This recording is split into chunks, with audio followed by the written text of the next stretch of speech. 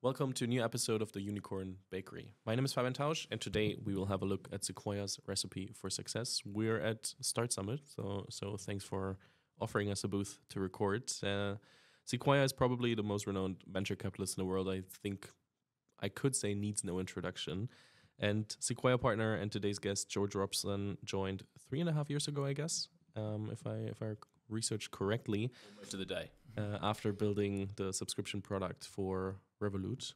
And we will jump into Sequoia's style of investing, and I'll try to get a hint and look a bit behind your thoughts and mind and experience of what's happening at the moment, what you see, and how founders should approach venture capitalists like you, and to help founders make better decisions. So, George, welcome to the Unicorn Bakery. Thank you for having me from a sunny day in Switzerland. Yeah, that's amazing. You are traveling a lot. You're meeting a lot of founders. We all heard that it was a tough time the last 1 or 2 years to raise funds. What would you say is the, let's say, state of the European ecosystem? Is it like waking up again? Has it ever been that bad? How do you think about it? Yeah, I think. I mean, there's been obviously a bunch of adjustments in some of the macro around fundraising, building technology companies over the last few years. I think the reality is today it's a great time to found a great business. I say that because, I mean, in terms of inputs, if you have a unique idea, you have an exceptional team, you can have a concentration of not just capital, so raising money from investors, but actually of talent behind your idea. It's not true today that if you're an early stage startup hiring people, you'll have hundreds of companies competing for your talent. You might have relatively few.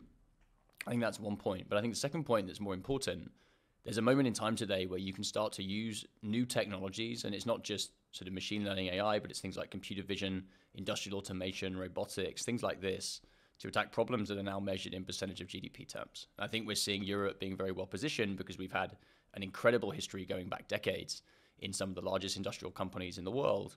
We have a lot of manufacturing base here, where there's a lot of pressures to move manufacturing back to Europe. And the only way to solve that is through technology. And I think what that means is for entrepreneurs, we can actually lean into our strengths, and that is domain and functional expertise. It has been hard earned over time to think about building these ginormous businesses.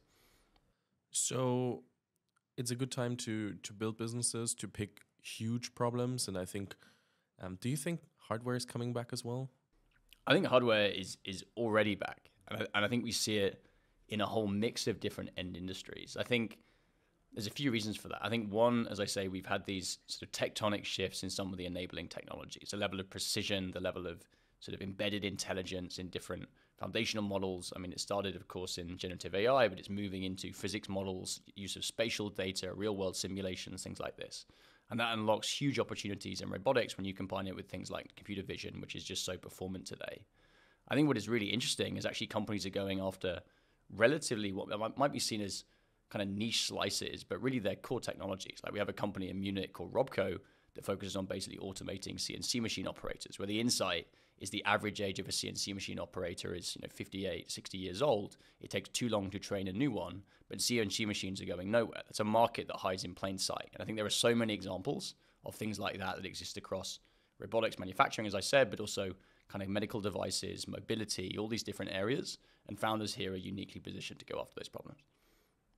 Well, when you look at hardware, and often they combine hardware and software nowadays. So when you look at those businesses, what would you say is the crux about it? Like if I'm a founder and because a lot of, and we're not here to bash other investors. That's definitely not what we're doing. But we often hear like, okay, we're only focusing on B2B SaaS.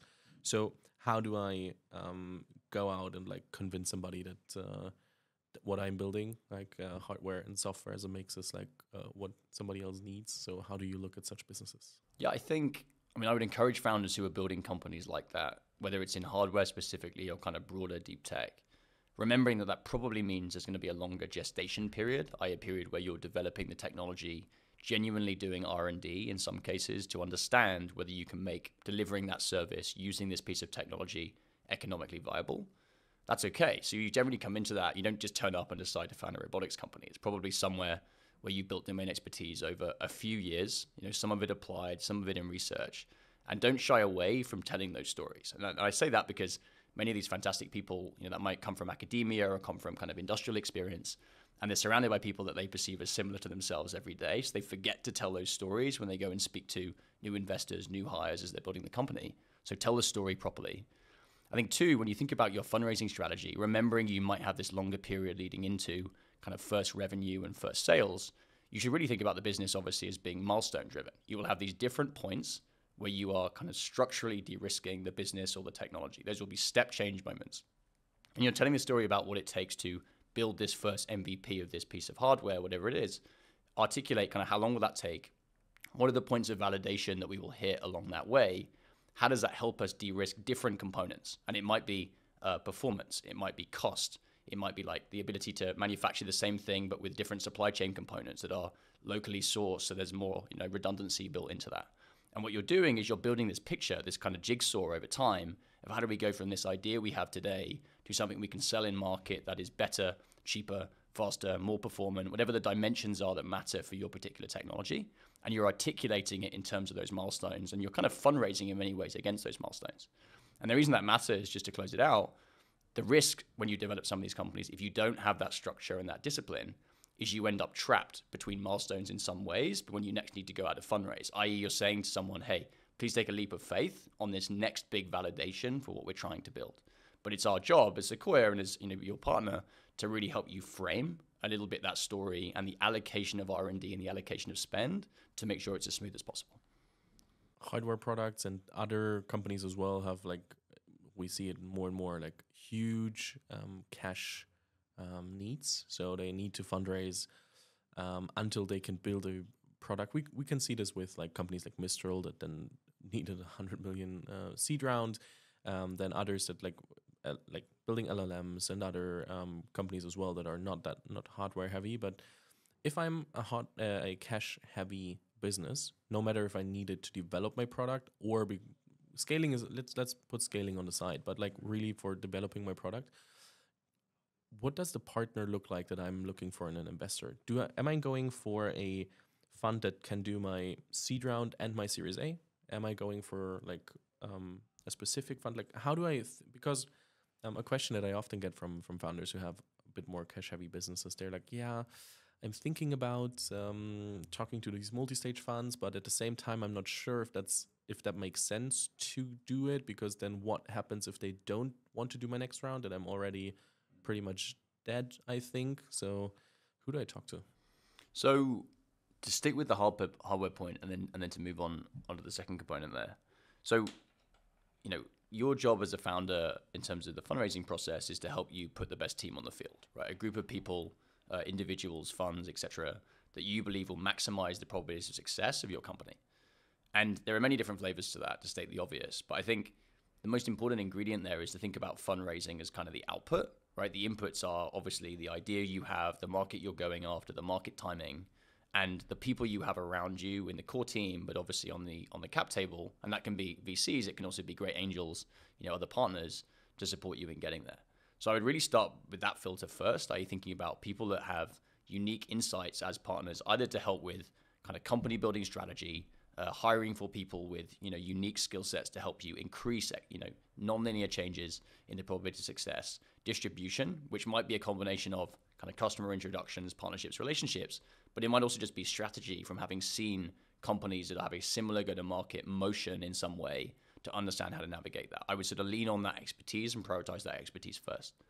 The output of that is some kind of shape of the company over the course of the next, say, 1 to 2 years as part of this fundraise. And really, when you're pitching to a VC, in some ways what you're doing is you're asking them 2 questions. Do you like the story, right? The story being the shape of the company, the amount of capital it will take to get there, these different milestones and intermediate goals. And do you believe it, right? And if you like it and you believe it, you should probably invest in that business because it implies you have kind of alignment on the size of the prize and the size of the opportunity. So I would really drill into that. And I would also emphasize that is as important, and in some ways, if not more important, that you have that relationship with the individual as it is you do with the fund. Because obviously that person will be your primary window into Sequoia or into that particular VC. They'll be the person you have the most frequent touch points with, and they will be an important point of leverage for you as you think about making that trade. As you described, there are different types of partners you can choose for that. I mean, as we think about it as Sequoia, we have funds from a seed fund, a Series A fund, a growth fund, a pre-IPO fund. We are making more investments actually at seed and pre-seed than any other stage. And generally, the way we think about it is we want to make a small number of investments, typically kind of 2 to 3 investments per partner per year, ideally as early as possible, with a view to being in business for as long as possible. And we do that because we have these multi-stage funds, but we're also structured as Sequoia as an evergreen fund, which means that the way we think about time horizons for many of these businesses we're in partnership with is incredibly long-term, because we're not restricted with these traditional fund cycles, which if you're a company that will have many phases of growth, many phases of investment and R&D that hopefully will allow you to unlock bigger and bigger opportunities, we believe that's the right model, that's the right product, if you like, to sell to this wonderful customer, the founder, that should have product market fit.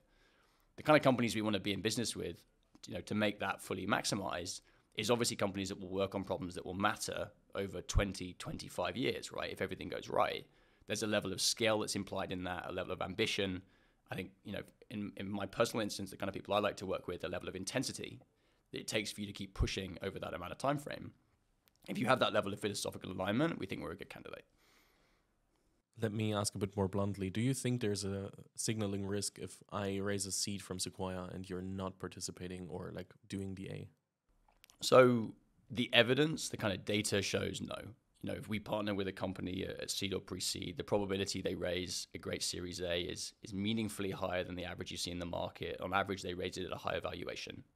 But I think that's not the most important bit of that question. I think, in reality, the best way to raise a great round is to obviously be building a great business. And again, if you think your primary input into that around a fundraise is making sure you put the best team on the field, and you think that, we are working hard to hopefully provide insight, understanding, structure, and experience around building that particular type of business, that we'll do everything in our power, obviously, to de-risk that, to make sure it goes right. It's obviously not true for every investment we make at seed, we follow on in the Series A. Our responsibility is to be a good steward, to you and the company, and recognize as well that Sequoia is a multi-stage fund. We don't always get that decision right. There are instances where we've been smart enough to lead a seed round, not smart enough to lead the Series A, and worked hard enough to still be obviously supporting the company, having a relationship with the company, and come back and lead the Series B or the Series C. And I would also emphasize, sometimes you can think about it as, is this a chance to pitch Sequoia? Is there only one opportunity to speak to us? Absolutely not. It's never the last time to pitch us. By having these different funds, we catch companies at different points in their arc. We would much rather build that relationship and start to get to know you in advance of making an investment, even if it's 1 to 2 years prior to making it. I think for somebody who's not like too familiar with the structure, so let's say I talk to you in very early pre-seed seed phase, you say we're not doing the investment. Do I talk to you again when I'm like at A or B, or do I talk to other people just to make it more specific for founders? Yeah, so we have a relatively small team at Sequoia. So there's a lot of shared context in the partnership of what's happening with companies. Broadly, what happens is, I will work with businesses most typically at seed and pre-seed through to Series A, a little bit at growth stage if it's around fintech, given I was at Revolut prior to joining Sequoia. But broadly, we have growth colleagues who focus on that next stage of growth, helping companies go from obviously post-product market fit to aggressively scaling into capturing that market opportunity. But what I'd emphasize, that's an us problem, not a you problem as a founder, right? I will absolutely, and I do frequently, re-engage with founders that I've got to know over the last 3.5 years. It's our responsibility, or my responsibility, to sort of provide that right window into Sequoia to find you the right partner to help you with that next stage of growth. So absolutely, you should reach back out to the person you've been in contact with. Yeah, just sometimes we need to be specific. Yeah. How do you think about consumer? Because like the consumer market, because we haven't seen too many consumer deals in the last years, like at least younger companies emerging. So everybody said, yeah, we're focusing on B2B SaaS now. My thesis is that the consumer part is coming back more and more. We see here and there, we see like larger A extensions in the German market. We see it also in other markets. And I think because so many people think we should do software, like B2B software, there is an edge to build consumer products at the moment. Yeah, I think if you look at technology over the last 20, 25 years, there were 2 big trends that have enabled a lot of the market cap and a lot of the great companies to be built. One, of course, is the emergence of mobile, right? And the app stores and the iPhone and things like that. And 2 is the emergence of cloud, right? And migration from on-premise to cloud. What that means is, for the early innings on the first point, a lot of it was taking models that worked in other mediums, right? It could be branch-based businesses, web-based businesses, and taking it to mobile. And you could argue, Europe in particular has been an incredible beneficiary of that because of the rise of fintech. A lot of fintech was doing exactly that, taking web banking, making it mobile banking. And Revolut, of course, and companies like that, and Klarna, have been successful use cases.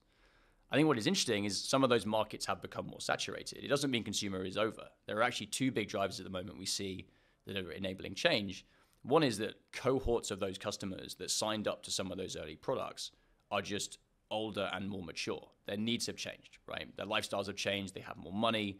They want to shop in different ways. The culture built around, transacting online, building friends online, building communities have shifted. And in some ways, that's a reaction, against those properties. In some instances, it can be a reaction. It's been fascinating to see consumer social really coming back, and actually Europe playing an outsized role in some of those early stage companies. A lot of those businesses focused on authenticity, real friends, connections, in some ways seen as a response to some of the different platforms that have established over the last 10 years. So I think that's point one. I think point two is, and not to understate this because it's still so early, I think this ability to have a much more personalized experience online across so many more dimensions than just what adverts you see is something that is still taking shape. And AI is at the very core of that. And you've seen successful businesses in the States like Character.ai and businesses like that have provided a much more human interface for you to interact with very sophisticated technology that knows you, increasingly seems to care about you and, allows you to build these different levels of connections and insight. So I think we should be excited about both of those trends, and they create large opportunities for founders. Yeah, I'm interested in seeing a bit more diverse pitches again and not like all pretty much looking the same. Yes, please. Yeah. So let's talk about pitching and talk about pitching Sequoia, because we have, like, as founders, you often have the issue of like, okay, I know all the stuff that's not working. I know where I want to go. I have to bridge a lot of time in my pitch. Like from I'm at this point where like pretty much nothing happens at pre-seed to I want to be $1 billion company, or maybe 10 billion or 100 billion company, like depending on what market I pick, what problem I want to solve. Well, where is the fine line between being a storyteller and like engaging you for the vision and overselling and being like too much and being the person where you're like, yeah, cool, but I don't think that's what's gonna happen? Yeah, I think that's a really important question. I think two pieces on style as well just before that. I think one, I would really emphasize, particularly at pre-seed, it's you and your small founding team with limited resources, no product, no team against the world. And at that stage, what we're doing is we're trying to build faith in you, really, as individuals, right? You as a small team of exceptional people to go out and change that. So tell your founding story, and not just the founding story of the business, but the founding story really of you as a person, right? And actually, we spend a lot of time going back before, where does that initial crux of motivation come from? And the answer is often not when I worked at this company and learned about this thing. It might not even be a university. It might be something that when you were a child, your mum always encouraged you to explore music or do X, Y, Z or try these things. And it was sort of the kernel of some interest that grew over time, over the next 10 or 15 years even, into something that's leading you to this point. So always provide your personal founding story as much as the company is point one. I think point two is, when you come to these pitches, I think there are lots of like wonderful blogs, all these things about these fantastic founders and their arcs, but you should kind of come authentically as you are. I say that because you will be building a business, hopefully in partnership with us over the next 10, 15, 20 years. You can't pretend to be something you're not, and you can't build a culture in any way that isn't authentic to yourself. So I'd really encourage you to feel relaxed in that way, and try and find that human fit with people. So just on the input side. To your question around kind of how do you frame the story to both, articulate someday you want to take the business to Mars, but today you're building HR tech. How do you bridge those two crazy worlds? Something like that. We always recommend is use this phrasing of acts, right? Your act one is this wedge product. That wedge product helps you own an initial relationship with the customer. If you think about a business like Revolut, that was free FX, right? Multi-currency accounts. It's not easy to build a generational company around FX, but that is a fantastic wedge in Europe, given the high density of currencies. But the act two is your expansion on that. How do you double down? So for Revolut, it was everyday banking, from that into investing. And that's how you start to ladder your way from something like free FX, which is relatively niche, to this headline grand vision of financial super app. Each of those incremental steps is believable, even if going from A to Z is always going to be complex. So I think to go a bit in the weeds on the first part, that definitely means I don't send you my pitch deck first. I have to get to know you, because otherwise I can't tell you my story in that way. Well, I think so. I would include the pitch deck, but in the body of the email, tell the story. And it's framing it not, most of this stuff's on LinkedIn, right? Where did you study? What did you study? Where did you work? It's actually not that. It's more about articulating, why did you make those decisions? What element, we use this phrase a lot at Sequoia, spiky, right? What element of your life, the decisions you've made indicate that you are a spiky person? What I mean by that is there is some feature of your domain expertise, functional expertise, your grit and determination that you have built over the course of your life that indicates you are ready and you are the person or you are the team to be able to tackle this problem. And telling that story, I think in terms of, small examples, I think pointing to these indications where you had real agency, right? I think, an interesting interviewing question when you interview people is to say, if you weren't there, what wouldn't have happened, right? It's in some way trying to articulate that, yes, you did all of these things, but you had agency in deciding to do them. And when you were there, you'd made these, seminal or important contributions. So, put it a bit more into perspective. I could say, okay, I started a podcast 7.5 years ago because I think it needed more entrepreneurial content. Or I say, hey, honestly, I was unhappy with the university and I wanted to learn from people about entrepreneurship, but I didn't know where, and especially in the German market. So I needed a way to get in touch with founders, and I knew that I can't meet them for lunch because I'm a 19-year-old kid. So how do I get that? The vehicle for that was the podcast. So a bit more like that. That is exactly it. And the interesting takeaway from that is, having that insight of I want to learn about startups and I want to meet people is interesting enough. It's a great start. But most people do nothing about it, right? But then having the agency, again, if you weren't there, what wouldn't have happened? The answer to that question is all of this podcast, everything we're doing right now. That's the interesting bit, because that's the bit that makes you, you, and indicates why you turn left and everyone else turn right. Yeah, just to give an example how people can think about, okay, I could tell I thought we needed this and that's why I did it, or, okay, what was the actual decision process in my head? And I would include that in the body of the email. The deck, sure, but that tells us who you are and why you are that way. Do you actually read cold outreach via email, or do you? I think even more than that, I try, and I think I do respond to basically every single one. Mm-hmm. Yeah. That's probably something that's not true for every VC out there, but still, that's just it's good to hear that, for founders, I think encouraging to still try, because everybody's like, you always need an introduction. You always need an introduction. I mean, even more than that, all our emails are on our website. So if you look at George at Sequoia Cap, that's my email. Yeah, I think how would you value the introduction versus getting it cold? Yeah, I think introductions help insofar as they provide that additional context. Again, it's easier for us to understand more about you when we have some understanding of where you've come from and what you have worked on. What I would emphasize is it's not critical in today's world. Again, that's why we have this, our emails are on the website, as I said. I think the most important piece to emphasize there, though, is telling that story quickly and succinctly about yourself and your personal founding story is not something we do very often. And I think as Europeans, it's not something that necessarily feels natural, but develop that muscle. Because what you will discover is actually, if you're building the company, you will be telling a version of that same story to the first investors, your first employees, and your first customers. So get really good at it, is what I would emphasize. Yeah, it's interesting. I hope this gives a lot of hope or a grit to founders to also do cold outreach. At the same time, for you specifically, if we're saying, okay, at Sequoia, we do per partner 2 to 3 deals a year, that still means that thousands of pitches are not the right to be invested in. But we would emphasize not now, because we can always come back. Fair enough. But that's also typical VC answer, right?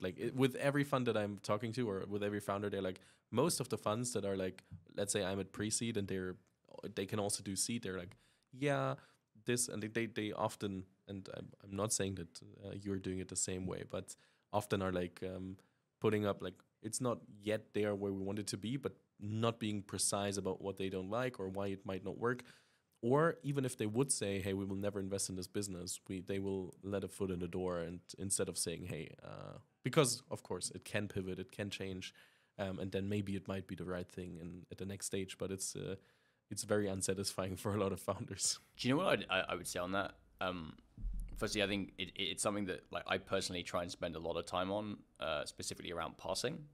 Reason being that, again, it is a not now for us because we have these multi-stage funds literally. But in practice, it's always we would always love to invest in every business if it's doing well, right? We don't always know the answer. Founders come from these areas of deep domain expertise. I've found that by sharing some of those perspectives, obviously it gives a platform for people to challenge you, which is great because we're here as much to learn about from yourselves as founders of companies as vice versa.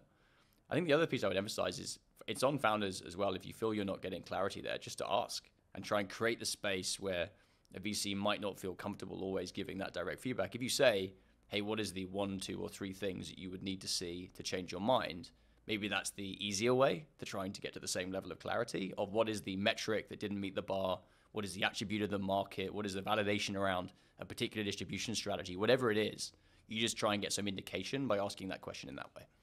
Yeah, I can not go into too much detail because otherwise I get my hands cut off. But there are VCs that I know where the interns, for example, then write just the passing letter because the partners or principals or whoever don't want to take their time. So, and then it becomes a bit more vague. Even when they try to put in the right things, if you then follow up with it, then often you're already out of the email flow. Let's put that is not the experience at Sequoia.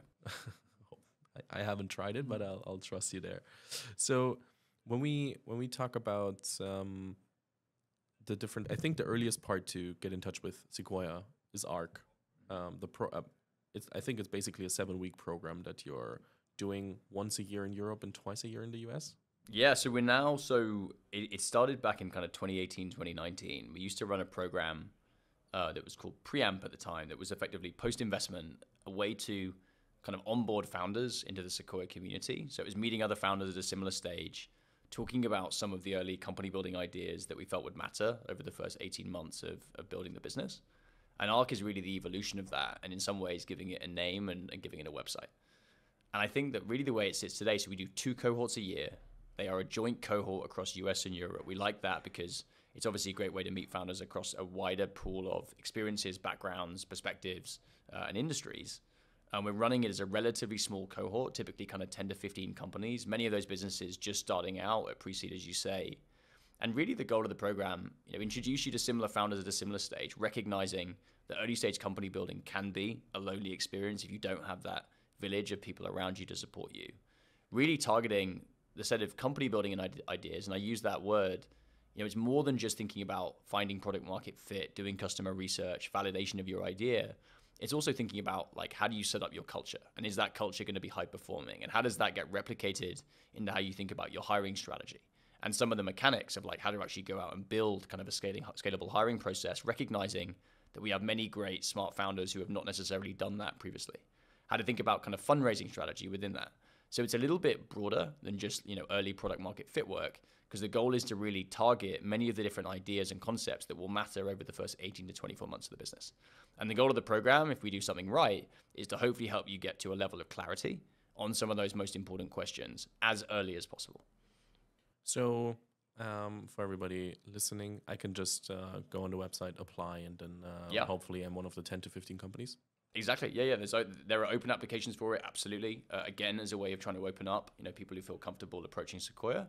But it's also something that you can apply for anytime. Effectively, companies that we invest in at seed and pre-seed are all eligible to join the program. So yeah, reach out whenever, irrespective of whether there's a cohort or a current application period that's open. Okay, amazing. I think we've got to look into the Sequoia ecosystem, a bit of a state of European tech in a few different markets, and a bit more into the weeds of how do I approach investors to actually hook them on my story as well, and what I do, what I don't do. So George, it's been an absolute pleasure. I'll link to your LinkedIn profile, but also ARC in the show notes. And then I'd say we will find another time, another event where we will do a catch up. Thank you, sir. Thank you for having me. Thank you.